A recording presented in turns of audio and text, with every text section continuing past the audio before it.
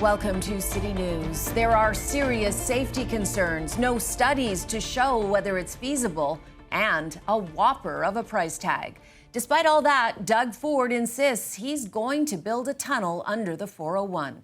Mark McAllister joins us now from Queen's Park. And Mark, the Premier is doubling down on his promise tonight to forge ahead with one of the biggest infrastructure projects in Ontario's history.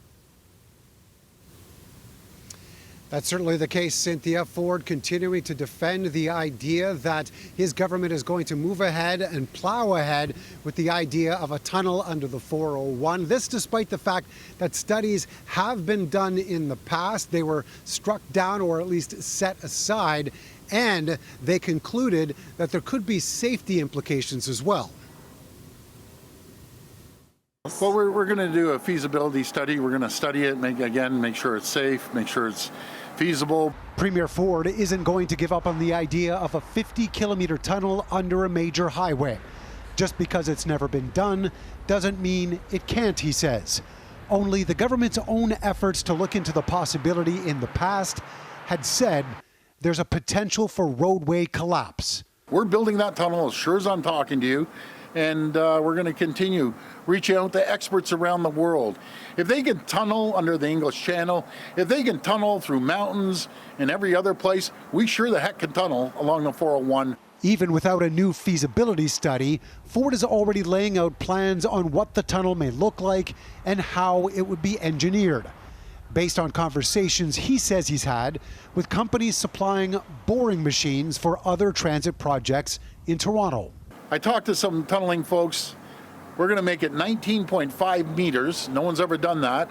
We're going to have one lane going east, one lane going west, and the bottom part's going to be transit. So that's what we're doing, and people will be thankful years to come. This seems to me that the design phase is finished and he's just doing the feasibility study to say, hey, to the people of Ontario, I need your consent. I am just going to do a feasibility study. Meanwhile, he's moving ahead with what he's doing. Prior assessments also raised technical issues and other matters that would raise risks to public safety.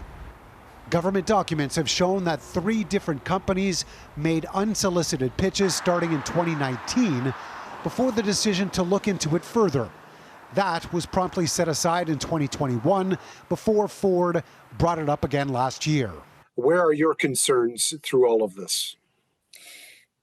We have great concerns, and they should be concerning to the people of Ontario. Our Premier is doing what he wants to do, not for the people of Ontario, but for his friends to make them richer and richer. So who is profiting from this? Why was it shelved?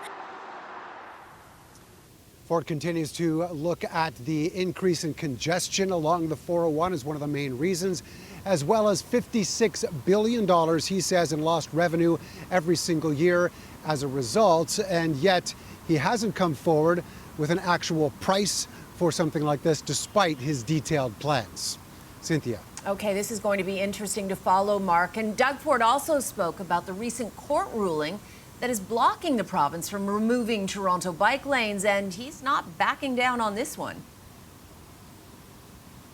He certainly is, and it was 1 week ago when the courts decided that the government's plans to remove a number of bike lanes was in fact unjust, and it would increase the health and safety of those who are actually using bicycles in the city. That's not something that sat well with Premier Ford. The government had said it plans to appeal. He confirmed that today, but he also had a few choice words for the justice involved as well. I have confidence in the courts. I have confidence in the appeal, Court of Appeals. Let's see what happens from there. But I've never seen a decision like this, that a judge overrules the people of Ontario because of ideology, not because of law, ideology. When asked if he would use the power of the notwithstanding clause, Ford said simply he would wait and see. Back to you.